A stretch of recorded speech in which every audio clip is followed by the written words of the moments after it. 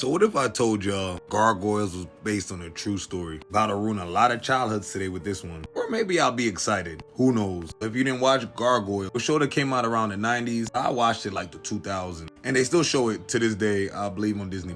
And this show had too many Easter eggs. Now looking back at it, most of the shows we grew up on, they were all high frequency shows. And maybe that's why we like this today. Let me just play this clip for y'all real quick. Shout out to the writers of Gargoyles. It makes sense why it was a hit show. I did a lot of research. Y'all put a lot into this show. Midsummer's Night's Dream. If you didn't read it, go read it. It's basically a romantic comedy that involves supernatural creatures. Interestingly enough, Shakespeare wrote this in the 1500s, long before any of all this stuff came out. It was about love going wrong, magic interfering, and chaos turning into harmony, all unfolding over one wild night in the forest. So the book features the fairy realm, Oberon, the king of the fae, Titania, the queen, Puck, a mischievous fairy that always used his magic irresponsibly, and a bunch of other fairies that influenced the world. They were all in Gargoyle. So what if Gargoyles wasn't just fantasy? Another kind, hidden in plain sight, just like the fairies. Gargoyles, they've been around for centuries, and some of the statues, I don't think people could have made them, especially that long ago. Who was climbing up there? Some of them have so much real expressions, and it's just a little creepy. Like, look at this one. Something biting this thing's face. Y'all telling me somebody sat there and sculpted this hundreds and hundreds of years ago. His expression, his hair, the animal or dog, whatever it is, demon biting his face, and went up there and put it on top of this building. That makes no logical sense. I'd rather make a regular statue and put it on the bottom, right?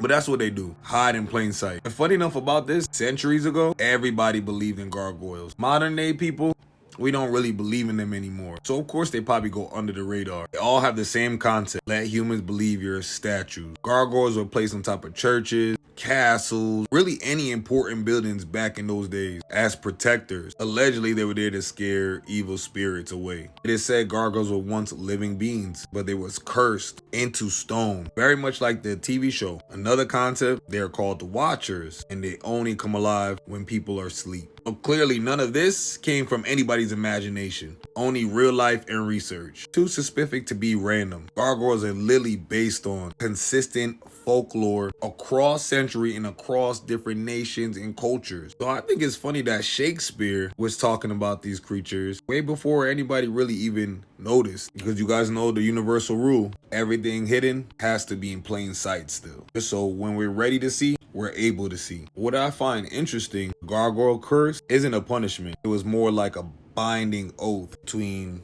who knows? Think eternal vigilance at the cost of freedom. Very similar to angels, jinn, or spirits that are bound to actual objects. Obviously, you guys know spirits can bond to objects, right? Like, look at that demon doll Annabelle.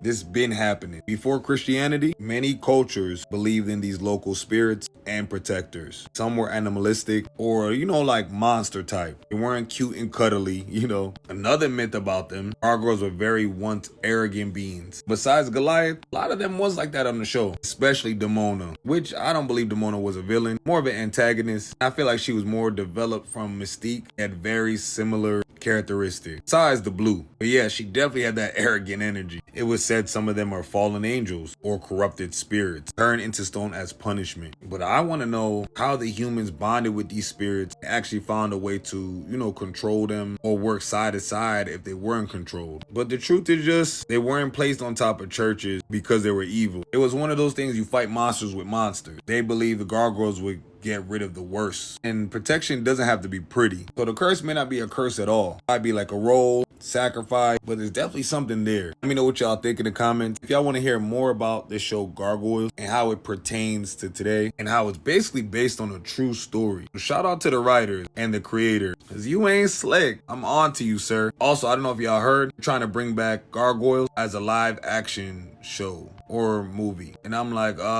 if it did so well as, a cartoon or anime style cartoon, why make it live action? It's very weird, very eerie to me. I actually rather it stay this way, but I feel like they're trying to wake it up. They're trying to make people draw kind of emotions. I don't know who's working over there at Disney, but they definitely have some form of agenda. What's interesting about all of this is growing up, I always used to see gargoyles. Not so much anymore. I wonder why that is. They were destroyed just like the ones in the show? Let me know what y'all think in the comments. Let me know if y'all want a part 2, because I have a lot more to say about this, a lot more connections about Avalon, the magic, the fairies that's in this, because the video is getting too long. I'm just starting to cook. I'm Cube. This is Forbidden Lore Season 2. And don't forget, if you want to stay on this side of TikTok and you like content like this, don't forget to engage at the bottom of, repost, save, comment, and like. Also subscribe, put my notifications on. Because as you guys can see, it got me shadow banned for some reason. I love y'all. I appreciate y'all. And I'll see y'all in the next video.